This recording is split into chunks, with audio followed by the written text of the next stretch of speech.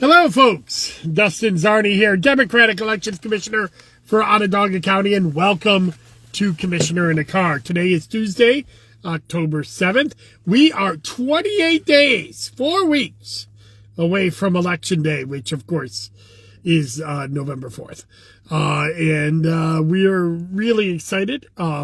We're getting going, and I've missed you. I've been gone for the last 2 weeks. The last 2 Tuesdays, I've been traveling, and that's why I've called this the Alphabets and Ballots editions, because over the last 2 weeks, I want to tell you about the traveling I did and why I did it, but also all the ballots that have gone out for the 2025 general elections. So let's get into it. Let's talk about the Alphabet Tour. Why am I calling it the Alphabet Tour? Well, I am because it is. I went out for 3 different things over a 2-week period. The Pledge Conference, PLEJ, the EAC Disaster Preparation Day, and then the PEI fly-in in Washington, DC. The Pledge Conference and the EAC were down in Fort Lauderdale. That was the week before. Last week, I was at the PEI fly-in on Monday, Tuesday, and Wednesday. So, lots of alphabets there. Let's tell you what they stand for. So, the Pledge Conference, which was Monday, what was it? Monday the 22nd? And it went from, I was there Monday, Tuesday, and Wednesday. That was the Partnership for Large Election Jurisdictions. So this is something I've been a part of for the last 3 years. I think I've gone to everyone but the first conference, and it's a great organization. It's one of the, up and coming organizations, that, in the name, is what it is. It's a partnership for large election jurisdictions. These are counties that have over 250,000 population. I think people in Onondaga County wouldn't realize that with 312,000 voters and nearly 450,000 population in Onondaga County, we are actually one of the larger counties in America. We're one of the top 6 counties in New York, but a lot of other states have really small counties. For example, New York has 62 counties, and 5 of them are in New York City. The state of Indiana, which has about a third of the people of New York, has 80 or something counties. Missouri has 80 or something counties. So they have much smaller jurisdictions than New York on average does. So, but large jurisdictions, large election jurisdictions like ourselves have a lot of different problems, right? We deal with a lot more voters. We deal with a lot more things when it comes to logistics. We also deal with a lot more security issues and all these other things that, every county has to deal with a little bit of, but because when you're in large jurisdictions like that, we deal with it. Now, Onondaga County is definitely not one of the largest. It's in this group, but when we go like this one, I went to the Broward. It was hosted in Fort Lauderdale, Florida, which is Broward County, and I was able to go to the Broward County Board of Elections new facility. They just did an $80 million, $100 million revamp of a new facility, and boy, they are amazing. Just a ton of great stuff. I put a lot of pictures on my Facebook and Instagram, so check that out. But this is what we learn when we're going there. It's not, just a junket where we're hanging out on the beach. In fact, I don't think I hung out on the beach at all. But we were, we were in conferences all day. We have tons of great programming. Carolina Lopez, who found Pledge, she's like a superstar, and she gets great speakers. We had people from Poland for an international and Belarus and a few other international speakers to talk about elections in those countries and how they deal with it. We had different panels that dealt with logistics and dealing with the media and all kinds of other things. So it was a great seminar, great conference, one of the best ones I go to all year. In fact, shout out to my friends at High Turnout Wide Margins. That's an election podcast, way bigger than this podcast. So if you're an election nerd, look it up, High Turnout Wide Margin. They did a live podcast taping from Pledge and after one of the conference days, a great time. So then on Thursday of that week, the EAC, or the United States Election Assistance Commission, which I sit on as part of the Local Leadership Council, LLC, more alphabets for you, they decided to tag on a seminar that day for natural disaster preparation. And there was an all-day conference on that, and I stayed for that. It was a round table. There was about 25 or so of the best election minds in America and me. They allowed me in. But it was great. We talked with, I think, 3 of the 4 commissioners of the Election Assistance Commission, which is the umbrella organization that all of our state boards and county boards fall under.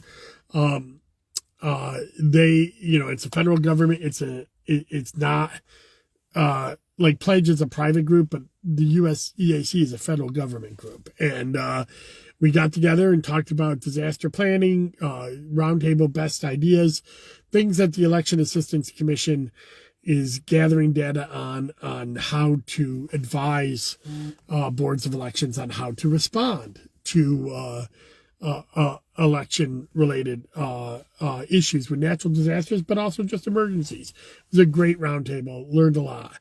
And then I came home. I was home for my birthday on September 26th. I'm 53. And then I went out again the following week on the 29th, 30th, and October 1st. I went out to DC for the Partnership for Election Infrastructure, or PEI. It's also the Center for Tech and Civic Life was also a big part of this, CTCL. Again, lots of alphabets for you. These 2 groups brought in over 80 election administrators from across the country. We flew into DC. It's called a fly-in. That's why I said that. They paid for this. They asked us to go around in a bipartisan group. I happened to go with my friends from Columbia County. They came down for that as well, and they were the Republican commissioners, Kelly Martin and her deputy Jody, and I. We went around and talked to 6 different offices I think we talked to the offices of Representative John Mannion, of course, our John Mannion. I didn't get to see him, but that was just a scheduling issue. I did get to speak to one of his top staffers. Also Representative God, I can't believe I didn't put this down in my notes. I knew I would forget this. We did speak to United States Senator Schumer and United States Senator Gillibrand's office, and Representative John Mannion, Josh Riley, and there were 2 others, and also the program staff for the House minority.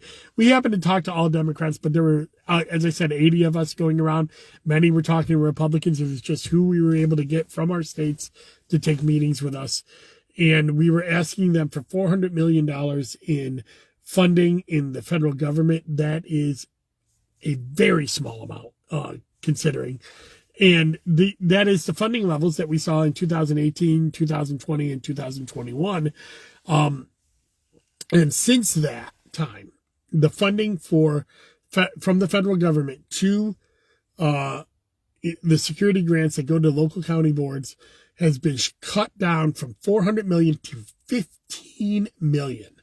Just a tremendous cut since 2021. And it is very problematic. We're not keeping up with the times. We're not keeping up with the technology.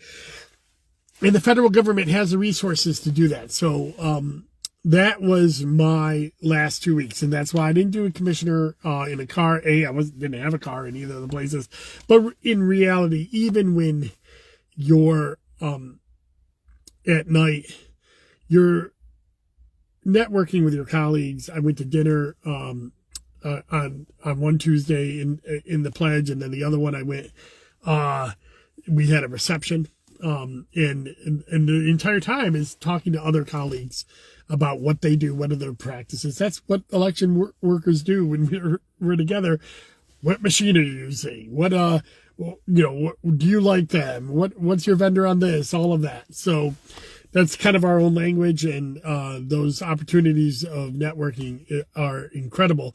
Over the last few years, I've been able to get ideas on how to redesign our warehouse, how to, different types of machinery that we use, different types of deployment, and they've been very beneficial. And for the most part, there's no cost to Onondaga County when I go. Most of these times, these things are picked up either through scholarships or, maybe some small incidental spending on a dinner or so, but most of the time that's also picked up. So it's very, very well done. So that's the alphabet portion of my podcast. Now let's get to the ballots. So as I was gone, a lot of ballots started to go out. The vote by mail ballots started to go out. On September 19th, we had our UOCAVA ballots. These are our overseas voters or military voters that get the most time to make a decision on their ballot, because a lot of times we have to mail these ballots to overseas locations, or they have to mail it back. These are most of these voters can sign up to get an email of their ballot, which they can then print up and mail back to us. By the way, they cannot vote by email. Nobody can do that. But they can do, there are some accessible ballot stuff for, like, people can call in if they have an inability to fill out a paper ballot at their house. There are certain things like that, but we're talking about a hyper small amount, maybe a handful of people that do that in Onondaga County each year. So that's the UOCAVA ballots went out on September 19th. On September 29th, the bulk of the first batch of the vote by mail ballots went out, although we're sending out about 100 a day since then. About 6,000 went out on September 29th. And then sample ballots are on our website at onvote.net under sample ballots. Big button on the front page. You can find it. Now, it might be a little hard to figure out which ballot is your ballot because you have to figure out your election district. And there is a guide there for how to do that. It also tells you how to find your election district through using the voter lookup tool. So, but if you have any questions about which one of those ballots is your sample ballot, you can give us a call at 315-435-VOTE. So, vote by mail ballots are out. That's including absentees and early vote by mail. I think, as of this afternoon, about 850 people have already returned their ballots. And that was before we processed today's mail. So I think we're near 1,000 vote by mail ballots that have already come back. These are people that have already voted. They will not be, voting again. They're done for this election. And if you want to do that, if you want to be one of those people, go to our website, onvote.net. You can apply online. We will mail you out a ballot with a return envelope, with a postage paid envelope in there. You can fill it out in the comfort of your home, do the early vote by mail. You don't need an excuse. And then you have to mail it back to us by election day. Again, postage paid. And if you prefer an application to be mailed to you, you can do that as well. You can do that at, give us a call at 315-435-VOTE, and we will mail you a ballot back. So there's that. Now I'm going to go over some really quick dates that are important, and then to close out this podcast. Remember, we're 28 days out. So now that vote by mail ballots have gone out, the biggest days are Golden Day. That's coming up on October 25th. That is, and what is Golden Day? Well, it's the last day to register to vote. It's the last day to request a vote by mail ballot and have it be guaranteed that we mail it to you in time for you to receive it and mail it back by Election Day. And it's the first day of early voting. So that's Saturday, October 25th. You can also, if you wait to the last minute, and you shouldn't, you should register to vote now. But if you haven't, you can go online at our website, onvote.net. But if you don't do that before October 25th, you can go to any one of our early voting sites and vote by affidavit. And that affidavit will count as a voter registration form and register to vote and cast your vote at the same time. Early voting does run October 25th through November 2nd, 9 a.m. to 5 p.m. on the weekends, 10 a.m. to 6 p.m. on Monday, Thursday, and Friday. And on Tuesday and Wednesday, it's noon to 8. And then, of course, Election Day, November 4th, 6 a.m. to 9 p.m. Do not forget, you can go to onvote.net and get all this information. You can get where your early voting locations are. You can get where your Election Day polling place is. You can request a vote by mail ballot online. You can register to vote online. You can change your address or party by registering to vote online. So these are all things available to you at onvote.net, and I hope that you take advantage of it. And that'll be all for this podcast. I will be coming back next week and every week until Election Day. Next week will be October 14th, and I will do my vote by mail special that day. I will really focus in on how to vote by mail that day. I may not even be doing that from the car. I may be doing that from my office because I want to show you how to vote by mail. So tune in for that Tuesday, October 14th. And if you want to follow this or you see this on any of my socials, you can like and subscribe. You can find me on Spotify, Apple Podcasts, or go to dustinzarny.com and subscribe there and get an email notification every time I do a podcast or any kind of content or election news. So that's all we got. Stay safe out there. If you have any questions, give us a call, 315-435-VOTE. 28 days till Election Day 2025. There's an election every year. There's usually 5. All right? Talk to you later. Bye-bye.